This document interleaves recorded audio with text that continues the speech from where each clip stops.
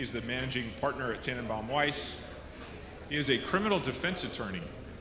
And in fact, he is the past president of the Miami chapter of the Florida Association of Criminal Defense Lawyers. He is the current president of the Florida Association of Criminal Defense Lawyers.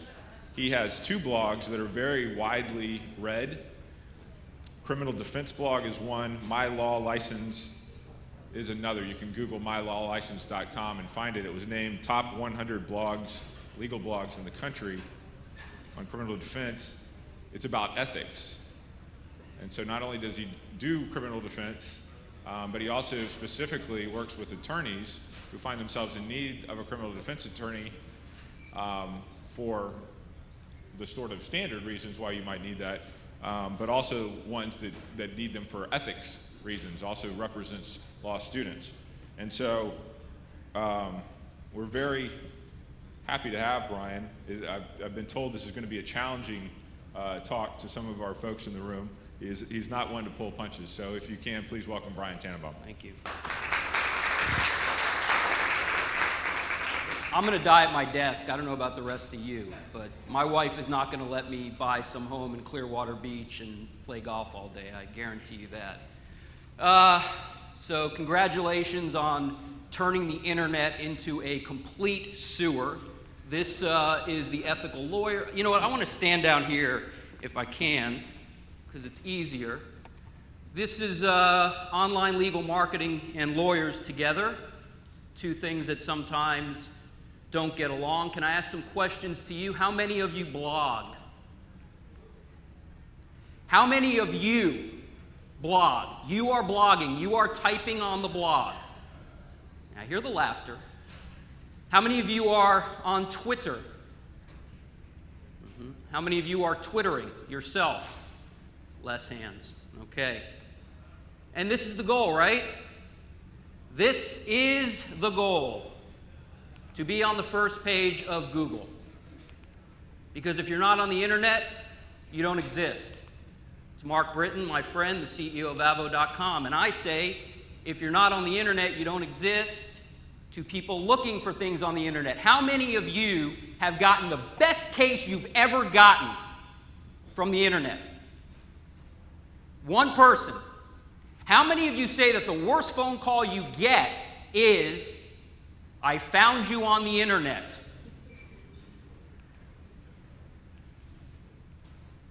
This is what you want, isn't it? Injured in a car accident, you want to be number 1. Slip and fall lawyer, the best personal injury lawyer in the world. This is the goal, isn't it, as practicing lawyers today? This is what we are trying to accomplish. And so I ask, how did we get here? We started with this goal in mind, and that was to have people referring us business. How many of you are referral-based lawyers? Remember this? Remember this? This was your network. Then it became this, maybe this, maybe this. Now it's this, or maybe this. And this is where we used to be. And this is where we are. This is the profession. This is us on the internet, yelling at people to hire us. Remember this? When's the last time you did this? When's the last time you did that? Then we went here. Well, that wasn't good enough. Then we had to be on the back. Then we had to be on the spine. Then we had to be here, and here, and here. And then here. I won't ask how many of you have a website, but let's look at this website. This is this lawyer's area of expertise. Family, divorce, child support, real estate, civil, personal injury, plaintiff and defense, criminal, DUI, and DWI. This is a personal injury blog. What a story. Los Angeles hit and run accident kills teen in Canoga Park. And you see those links? You see the brown type there? You know what that is? Links back to the website. And if you look at the history of this amazing lawyer blogger, all he's writing about are death and destruction for the purpose of getting what we call Google juice. Here's another blog. Interesting story. U.S. lags behind other countries in fatal accident prevention. And if you look at this blog post, you will see Atlanta car accident lawyers through this blog. And this blog is not written by this lawyer. It's written by a marketer. And the purpose of this blog is so that somebody reads this story, clicks Atlanta car accident lawyers, Google picks it up, and by the way, Google's a lot smarter than you think they are, and puts this lawyer on the front page. This is Twitter. You see this pretty girl here? You see what she is tweeting? She's tweeting about San Francisco brain injury lawyers, personal injury lawyer in Manhattan, New York. These are lawyers who have paid marketers to say, get me on Twitter. And this is what these marketers have done with your practice. They've created Salima, who's also tweeting about New York personal injury lawyers. And then they've decided, look at this. I mean, is this what you would love to see your firm look like on the internet? An egg? These are just automatic, nothing, no engagement links. But the guy's got 71 followers, not following anybody, and he's not listed by any other people on Twitter. And here's Kit. Kit's talking about, if you've been injured in an auto accident, you must decide, do I hire a personal injury lawyer? Where do you think that link goes? It goes back to some lawyer who paid some marketer to get them on Twitter. This is James Madden. He's a real lawyer. He's the lawyer who had the website that I showed you before, where he's an expert in about 19 different areas. This is his Twitter feed, and look at his tweets. Have you gotten a DUI recently, dealing with divorce? Are you being sued? He is following almost 2,000 people, and 182 people, probably more automatic bots, are following him. So I know the title of this presentation was Rules and Standards. By the way, there's only two. There's only two. Rule number 1. It is professional misconduct to engage in conduct involving dishonesty, fraud, deceit, or misrepresentation. Rule number 1 for unethical marketers is that on the internet, nobody knows you're a dog. Or as Scott Greenfield of Simple Justice, on the internet, we can be anything we want to be. Reality doesn't matter anymore. We are what Google says we are, and Google will say whatever we want to be.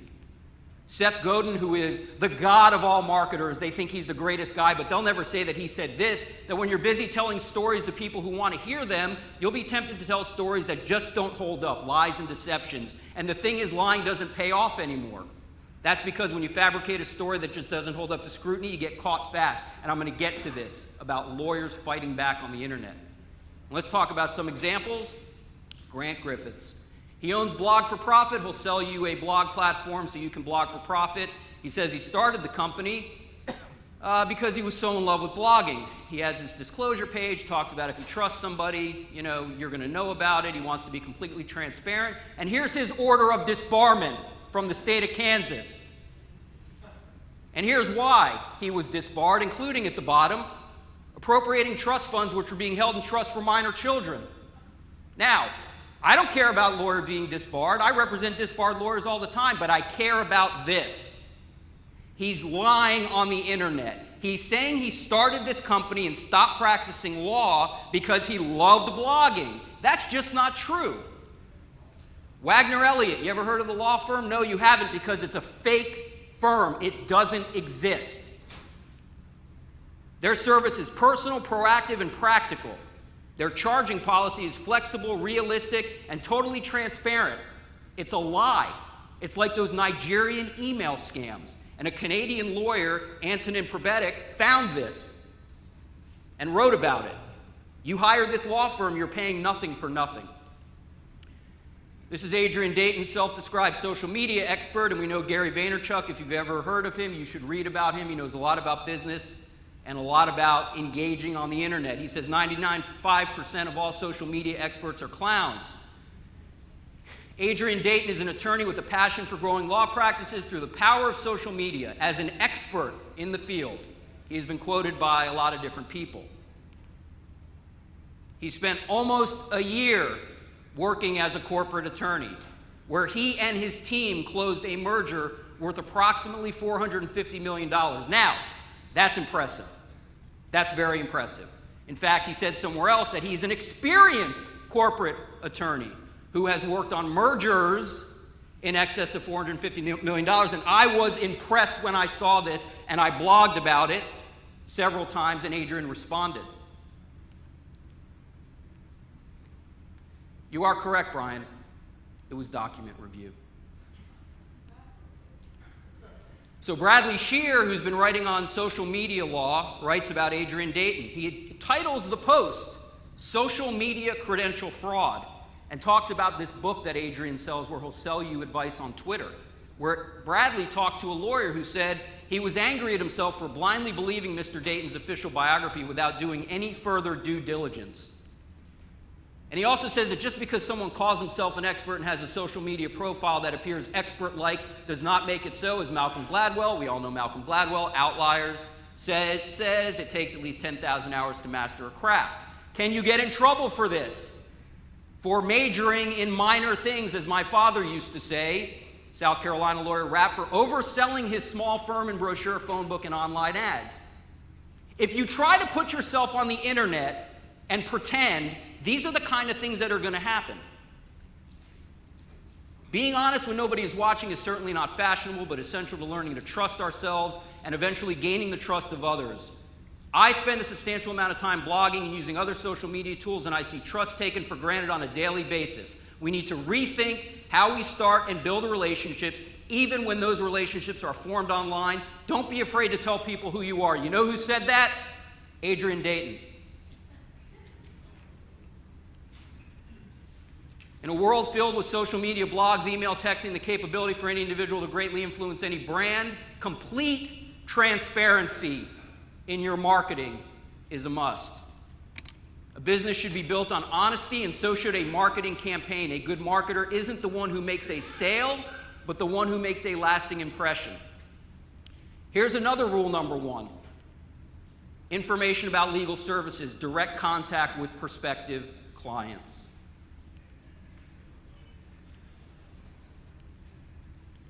Do not ask people to follow you on Twitter. Do not ask people to like you on Facebook.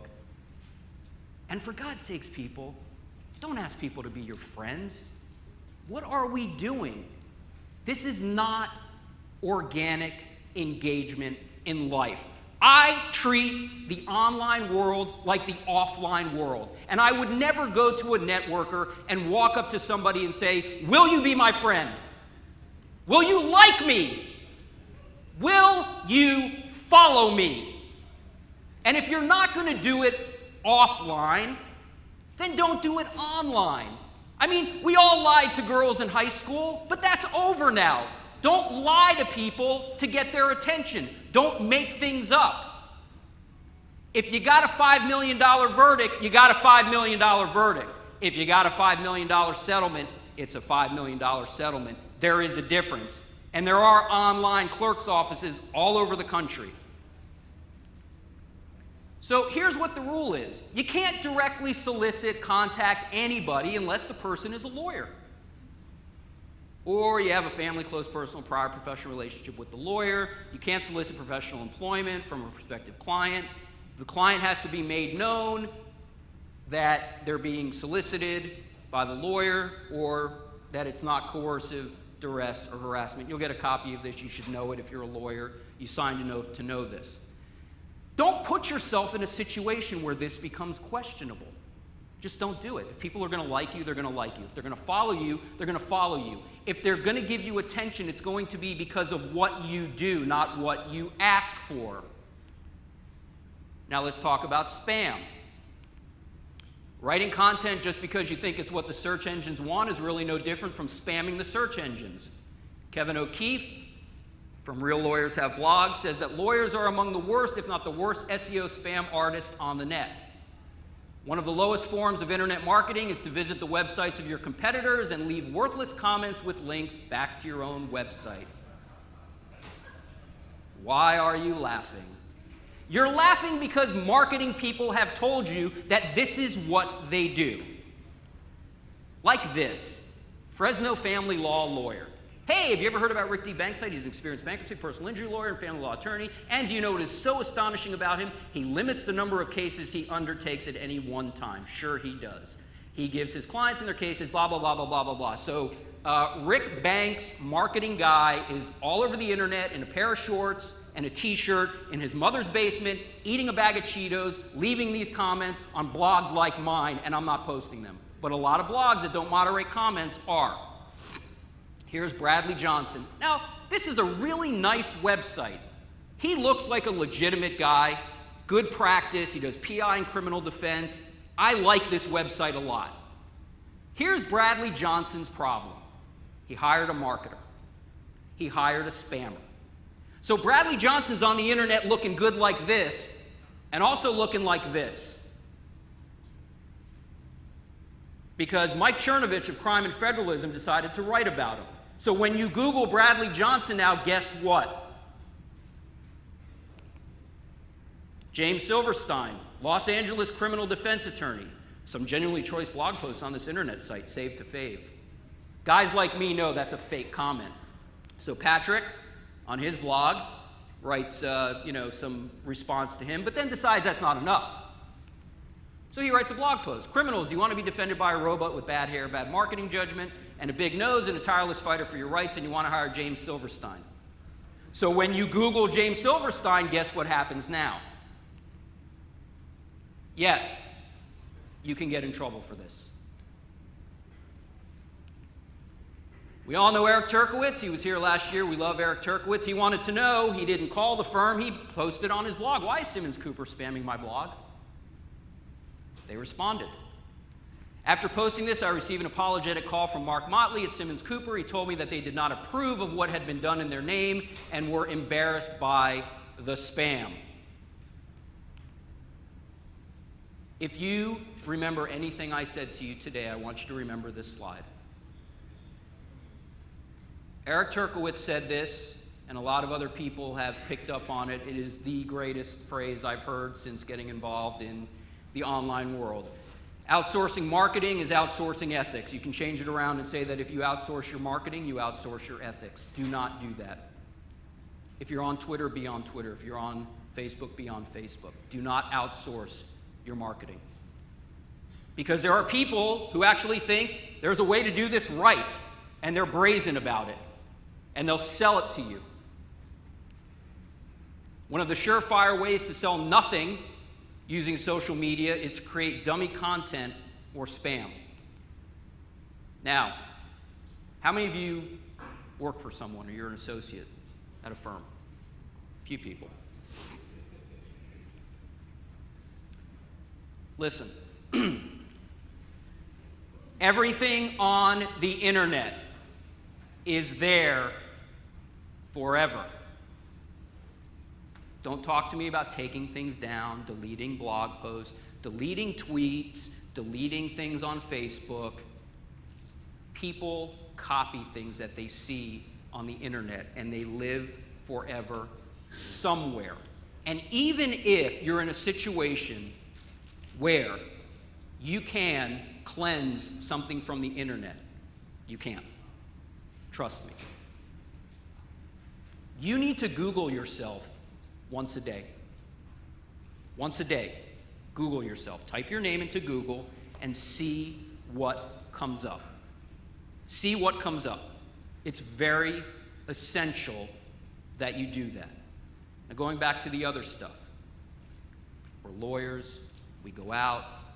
We drink. We go to Mardi Gras. We go to Fantasy Fest. We go to college football games. We like to have fun occasionally. But I got to tell you something. You know, you got to grow up at some point. And you got to talk to your friends about the pictures that if you're not posting them, they're posting on Facebook. When I get a tag that somebody's tagged me on a Facebook photo, I immediately look at it.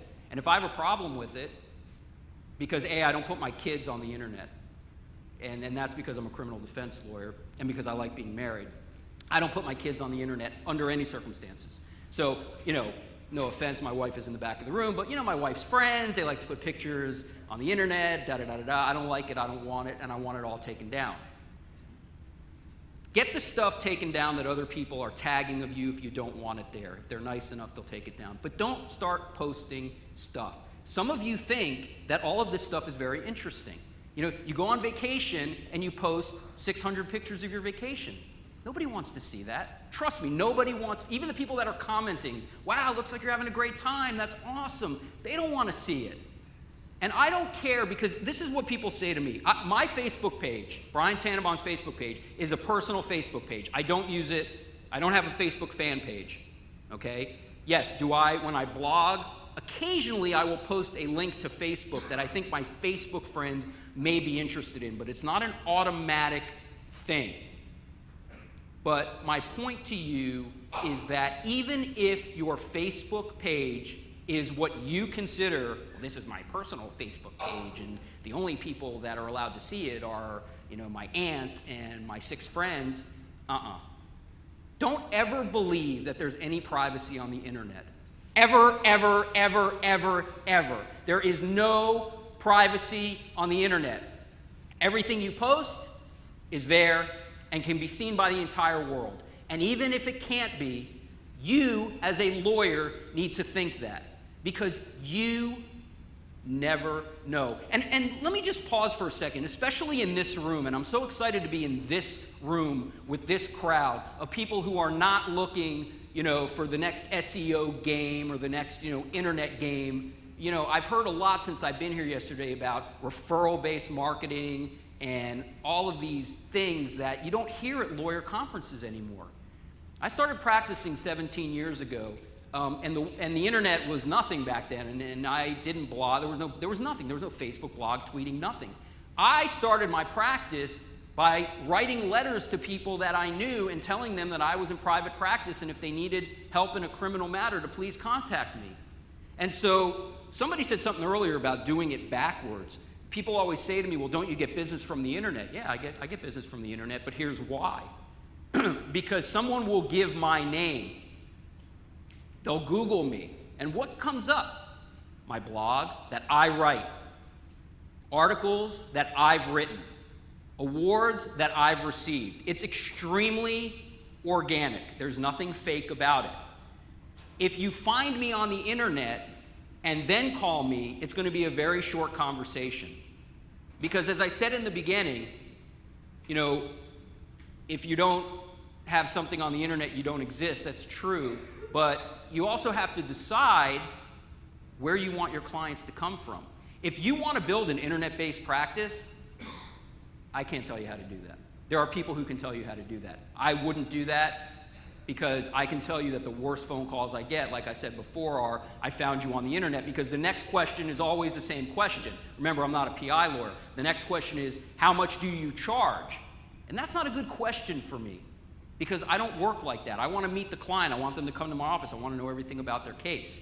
So you have to decide initially, when you're getting involved in social media and blogging and all this other stuff, what type of practice, or you know, the word today is not practice, it's brand. What type of brand you are trying to build for yourself, And you've got to be very careful, because you never know who's looking at you. Could be a judge, could be an opposing counsel, could be somebody looking to hire someone on a really big case. So I want to give you some advice. Nothing false, misleading, or deceptive. And let me say this. There's a difference between what you can and cannot do and what you should and should not do. And let me give you an example. In 1997, a very experienced lawyer asked me to be involved in a death penalty case of a gentleman who had been convicted, here in Tampa, actually. He asked me to do some research for him, and I did. I met the client. I went to death row and met with the client. I did some research. The lawyer argued the appeal and won. Got him a new trial. Tried the case, got an acquittal. Now, it is completely accurate for me to say that I was involved in a death penalty case in which a gentleman's conviction was reversed on appeal and later acquitted. There's nothing false about that. It's misleading. But I'll tell you, 9 out of 10 lawyers in today's world would say that, would put it on their website. I'm telling you, I don't have a lot of faith in what's going on. I was talking earlier with some folks that I think there's a little turn on the internet towards ethics, just a little bit, like a drop, okay? But the internet is a complete sewer. And like I said before, on the internet, no one knows you're a dog. You can say whatever you want. It's just a matter of whether a guy like me or some of these other people are going to find out, and that's not how you should run your practice. Saying things that are misleading but not false, a little deceptive but kind of true, hoping that nobody's really going to find out just because you want to get the client in the door. Nothing that would cause someone to claim you were soliciting them as a client. I'm telling you, just don't do it, okay? And another thing I see is this: hey, I recommended you, I endorsed you, I gave you a testimonial on this stupid website. Will you do the same for me? Well, you know, I don't feel the same way about you that you do about me, okay? It's just like these voting things. You ever get that email? Hey, Brian, the ballots are out on Super Lawyers. I just want to let you know that I voted for you, and if you haven't sent yours in yet, I'd appreciate your consideration. I'm thinking, I don't think you're a super lawyer. I don't even think you're a good lawyer. So, this isn't a quid pro quo game that we're in. And that goes beyond the issue of solicitation. I don't like this back and forth, hey, I endorsed you, endorse me, because it's all false. You're just doing it because someone else is doing it for you. And this means, again, no asking strangers to directly like your law firm on Facebook or follow you on Twitter. This goes against all marketing advice, all of it. More advice: put yourself on social media. You tweet, you blog, you go on Facebook, you control what is written about you on your stuff. You can't control what other people say about you, but you can control what you do, and you should not outsource your marketing. Be a part, not a part of the conversation. Engage people. I first got on Twitter, I had no idea what it was. I stopped. I was like, I don't understand this. I met with a guy, not even a lawyer. He said, why'd you stop tweeting? I said, because I don't get this. I don't know what this is. He says, here's what it is. Talk to people. That was what he told me. Talk to people. So I got back on Twitter and I started talking to people. I've developed some unbelievable relationships. I'm probably here today because of some of my engagement on Twitter. Things I've said, links that I've posted, things that I've written and posted on Twitter. So be a part of the conversation and don't talk about your law practice. It's not interesting. It's not. It really isn't. And especially PI lawyers. I mean, some of my best friends are PI lawyers, and the first thing they want to talk about is their last settlement, their last verdict. I'm not that interested in it. I'm happy for you. I hope you make a lot of money. I'm a big fan of PI lawyers, and I'm not into caps, and I'm not into tort reform, because you know what? We kind of represent the same people. So I'm a big fan of PI lawyers. I'm just not that interested in having a drink with you and talking about your last case. And neither are most people. Even though you may disagree, most people aren't that interested in it. So talk about other things. I like to talk about other things, and you should too. People think lawyers are boring people. Convince them otherwise. Act like you would at a networking event. Would you stand on a table and say, my name is Brian Tannebaum, hire me? Have you been injured in a car accident? Have you been injured in an airplane crash? Is your insurance company not giving you the money you deserve? Would you ever do that in a room full of people? Then don't do it online. Shake hands, talk about non-business topics, share interesting aspects of your practice. Tell a funny story about something that happened. Death, injury, despair is not interesting. If you're not on social media, open an account. Talk to people. Listen. Don't pay for social media advice. Don't pay anybody. It's social. Social. Just talk to people. Nobody needs to tell you how to do it. There's no way to do it. There's no rules. Just follow the 2 rules that I told you about. Don't hire a former lawyer to do anything regarding your marketing. Any lawyer who's in the marketing business is in the marketing business because they weren't a very good lawyer.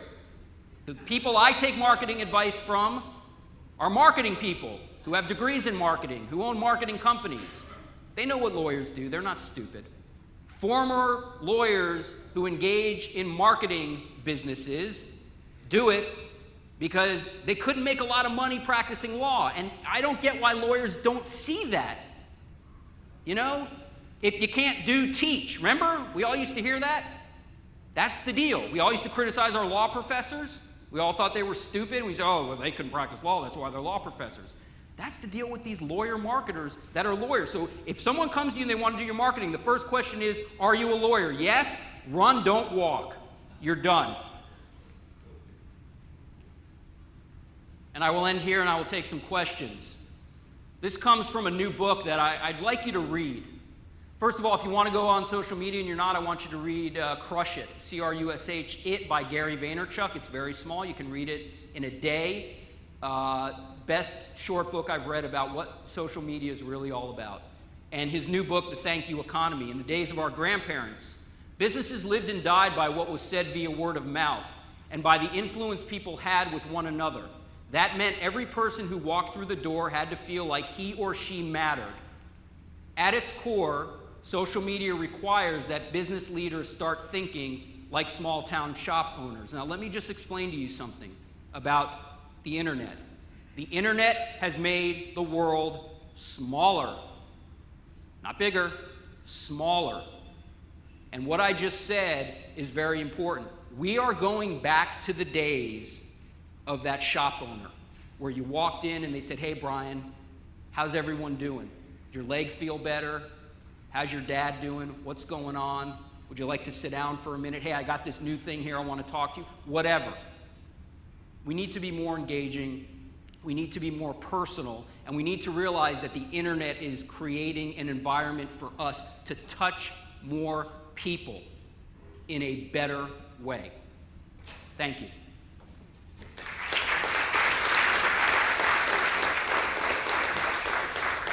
Questions? Good. Yes.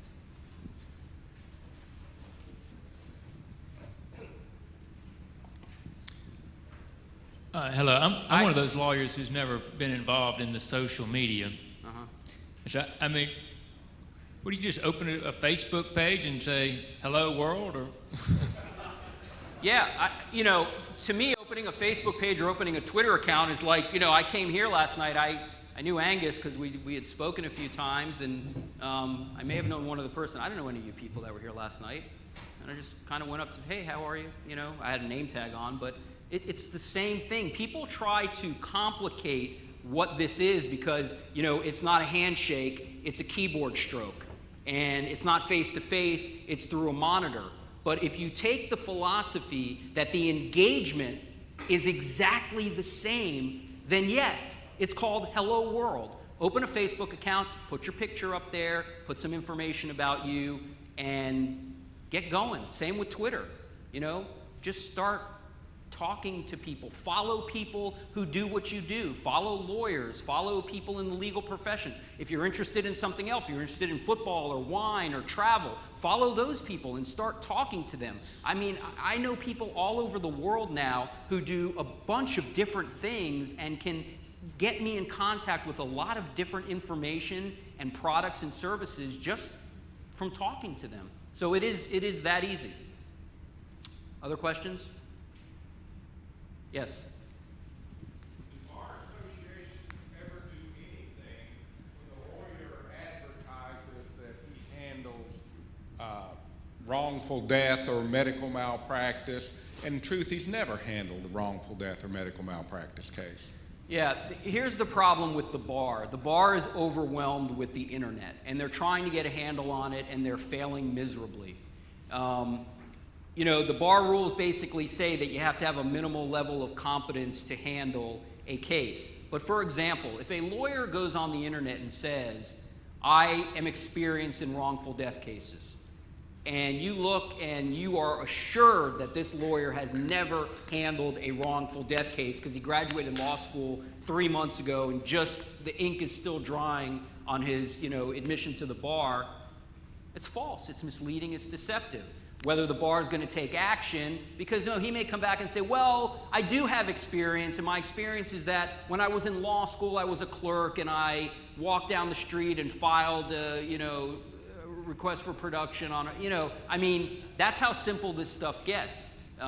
So I think that kind of puffery, that's the problem with puffery, is that it's hard to catch, and that's why I tried to make these points that lawyers are catching it on the internet and creating problems for other lawyers who are trying to create these false images of who they are. But the bar associations, they've got issues with trust accounts and lawyers on drugs and alcohol, and they're not going to get into something like that.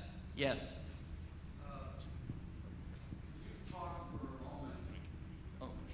Can you talk for a moment about the implications of social media on jurors and how we should bear in mind what we're posting? Because inevitably, as soon as we introduce ourselves to the jury veneer, they're going home and looking us up. Right. I just had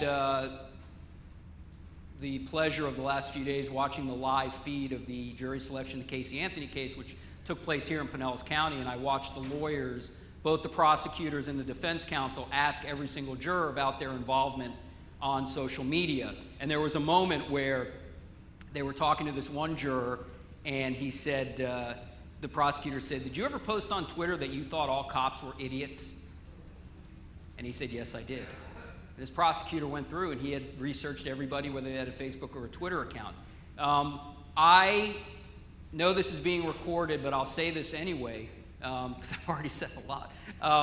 I believe that jurors, even though they are told during jury service not to go on the internet, are going on the internet, and you need to believe that too. And yes, they're going home and they're looking at you, and they're researching you, and they're looking up the case, and they're doing all this stuff. And so this goes back to what I said before, that you've got to be, one of the rules that I use is I don't talk about clients. Lawyers go on the internet, I watch them talk about clients. And I don't do that. I may make some offhanded remark about something that happened in court that's kind of a funny thing. Like, I may type something like, can clients ever be in court at 9 o'clock? Is it ever possible? I may say something like that. But I would never say something. I'll give you an example where I screwed up once. There was a client I just finished a case for that I was successful with. And I had a series of clients that were very happy with me but didn't say thank you. And it started bothering me a little bit. So I posted a blog post about it saying, thank you is not in the retainer agreement, but it's also not prohibited. You're allowed to thank your lawyer if they do a good job. Don't be afraid. And this client called me and said, I saw what you wrote, and I want you to know that I do appreciate what you did, and I'm sorry I didn't say thank you. And so, your clients, not only prospective jurors and opposing counsel, your clients are reading what you're writing on social media, and everybody's reading it. Potential clients, current clients, former clients, insurance adjusters, a lot of people are reading this stuff. Yeah, in the back. Following up on that, is there an ethical issue with having a trial website and a non-trial website? I don't know what that means. Well, some law firms have a second website that they turn on when they're in trial and turn off the first one. Wow, I hadn't heard of that. I don't think there's, just offhand, I don't think there's anything wrong with that. There's no rules about how you present yourself on social media in terms of continuity, but that's very interesting, and I'm going to look into that, but I had never heard that before. Yes? Many lawyers, myself included, have ratings like on Martindale. You have like an AV rating on Martindale, or you have an AVO profile, or you have a listing in Super Lawyers. What's your thoughts on whether or not it's a good idea to put like on your website that you are AV rated on Martindale, or that you have a rating in AVO with a link that would take the person to go see your profile on AVO or to go see your rating on Martindale? Is that a good idea or is that a bad idea? Yeah, here's my thing on Super Lawyers, Florida Legal Elite. I know a lot of you aren't from Florida, but I'm sure you have your own best lawyer in the city kind of magazine that comes out, and you're all in it, and that kind of thing. Martindale Hubbell, AV rating, peer reviewed, all that stuff. Absolutely. Listen, the website is for the clients, okay? And you know what? I think it's all a bunch of bullshit, but the clients don't, and it matters. They say that as far as Martindale Hubbell is concerned, the only people that care about Martindale Hubbell anymore are other lawyers. I don't even think that's true. I mean, I'm AV rated, I'm a super lawyer, I get all that crap every year, and it's on my website, but I don't ever talk to clients about it once they're in my office. I just kind of have it there on the website. But absolutely, if you are noted for something, I mean, I know a lot of you are involved in the $1 Million Advocates Forum, and I know how the $1 Million Advocates Forum works, but it's the $1 Million Advocates Forum, and it sounds great, and it's legitimate. So absolutely put it on your website. You know, your goal on the internet is to differentiate yourself from other lawyers. And if you're AV rated and another lawyer isn't, that makes a difference to the client, so be it. There's nothing wrong with it. Yes? Hi, I'm a little conflicted with the SEO marketing and LinkedIn and Twitter and all of those things. And it's pretty clear that it's a no-brainer if you're putting stuff up that's simply not true. But if you're talking about, I'm a lawyer for kids, or I'm a lawyer for certain things, and you mix it with the ethics of it, I mean, aren't you misleading in a certain way? Because you're not talking about safety and talking about kids because you necessarily care, or maybe you do, but you're talking about it because you want to get more clients. So how is that not unethical in a more mild way? Well, the answer to that is a little complex, and I do have some time I want to answer that. This goes back into what you can do and what you should do. First of all, every state has a different rule when it comes to trade names. In Florida, you can use a trade name in your law firm as long as it's not false, misleading, or deceptive. And usually, the way that you clean that up is by adding a law firm to the end of your trade name. Okay? For example, in Florida, we have something called the Ticket Clinic. They took a rap because they called themselves the Ticket Clinic, and the bar said, well, that could be a medical clinic. So you have to add a law firm to the end of it so that people know. So now it's called the Ticket Clinic, a law firm. If somebody is referring to themselves as a certain type of lawyer, the issue is whether it's false, misleading, or deceptive, and it's supposed to be, you know, approved by the bar at some level if they're using it in their advertisement. But I'll tell you a personal thing, that, for example, the term expert, that's what people call you. That's not what you call yourself. People come up to me all the time because I've been representing lawyers for a decade now, and they say, oh, you're the lawyer's lawyer. And I think, wow, that's great. I would never put that on my website. I would never say that about myself in any advertisement, on the web, in the Yellow Pages, which I don't exist in the Yellow Pages, on a billboard, anywhere, because that's not the kind of lawyer I want to be. If people want to tell me how great I am and things like that and call me the lawyer's lawyer, whatever, that's for them to call me. I'm honored by it, but I will not do it myself. So I think the issue, if people are saying, I'm the lawyer for the kids, you know, I'm doing this for some great reason other than to, you know, have a successful law practice, all that matters is whether it's false and misleading, and whether it's a deceptive trade name. But I got to tell you something. I don't have a problem with branding lawyers. I think, first of all, I don't have time to talk about niche marketing. I will just say this. The future of law is for niche lawyers. Okay? If you're a general PI lawyer, that's okay. But if all you do is a certain kind of case and you can market it the right way, you're going to be way ahead of the game. Way ahead of the game. I believe in niche practices, and I think that is the future of law. Yes, we need general practitioners, but in terms of the superstar successful lawyers, I believe it's going to come from the niche practice. And I think if you can develop a nice trade name, you know, I'm not a big trade name guy, but if you can do it nicely, I don't think it's a bad thing. I have a couple minutes left. Are there other questions? Just let me take issue with these that $1 Million Advocates Forum. It's some. I mean, I didn't want to offend everybody in the room. You know? Well, no, I'm just saying to you, it's some guy named Costello. I don't even know if he's a lawyer that approaches lawyers. Most of them wouldn't know the inside of a courtroom, let alone $1 million verdict. And he charges them $300, I think it is. I thought it was 1,000. So, well, maybe it's gone up, that fool, for someone to join the $1 Million Advocates Forum, and so that they can advertise it, and there's no such a group. I mean, it's just fake. So if the bar ever does catches you, you got a problem. I agree with you. That's why I said it's somewhat legitimate. Yes, in the back.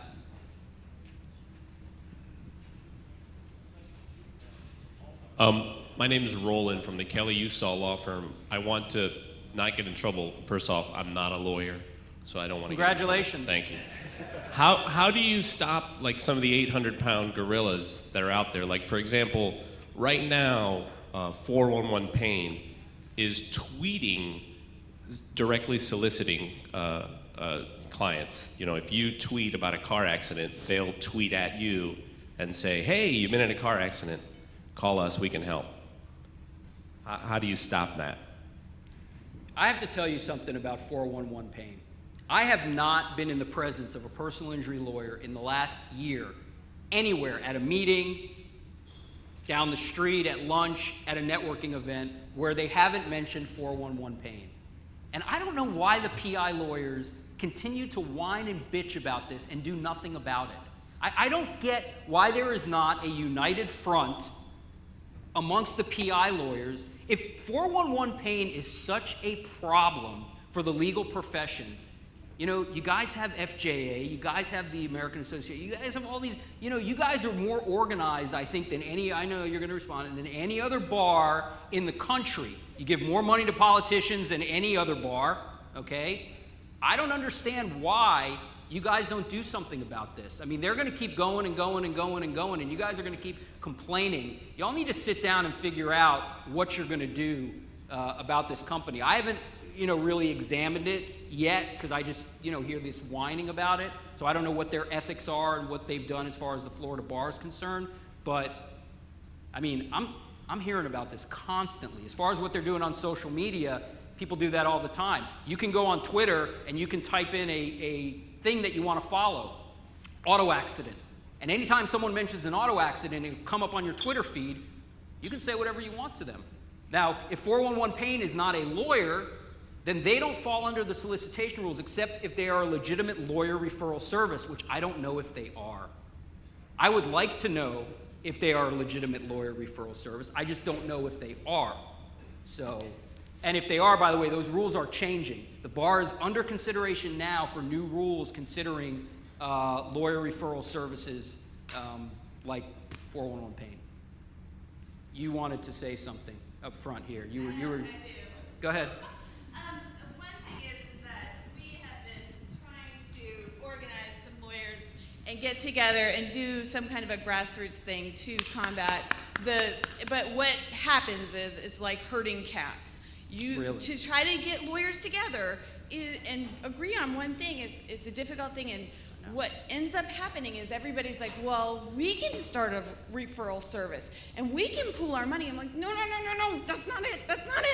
Right. And so to get people to understand that is a trip, and I think people are beginning to understand that. But the other thing is the Florida Justice Association is not what it was when I started in 1995. It is no longer like Jeff Liggio, who is like, you know, has it completely right. It is all the bad guys are in it. All the bad guys Can I embarrass you for a moment? in it. Are And you so we in need the to FJA? use maybe this to do that herding of the Are cats. you in FJA? Yes. Are you on the board? No. Okay. Well, I appreciate your efforts, and I think you should continue them. And I think you should infiltrate FJA and try to get them more involved. Yes. I have an answer to your question. 411 Pain is registered with the bar as a lawyer referral service, and so is 800 Ask Gary. And anyone can write to the Florida bar, and they'll send you a list of who the lawyers are that work with those two organizations. The problem with both of those is that they are not lawyers, so their only requirement is that they register with the bar as a lawyer referral service, which they both have done. But since they're not lawyers, the bar has no power over them whatsoever. That's changing. The only thing the bar can do is if the lawyer referral service is rogue, meaning like their commercials and their billboards don't comply with the bar rules, the Florida bar can go after the lawyers that work with them and receive referrals, because you're not allowed to get a referral from someone who's doing improper advertising. The problem is you've got firms like Morgan & Morgan that work with Ask Gary, and I seriously doubt the bar is going to go after Morgan & Morgan for working with Ask Gary. Let me just say something about that, just because I know you're not all from Florida, but maybe you feel this way about your bar association in your state. I have been convinced that the bar will go after anybody. I get this all the time from lawyers. Oh, they only go after this, they only go after that. I don't find that experience in my conversations with the bar and my representation. I think that if a effort was made, I see you looking at me, if an effort was made to investigate something and it was brought to the bar, they would definitely take a look at it. So thank you very much. I appreciate being invited here.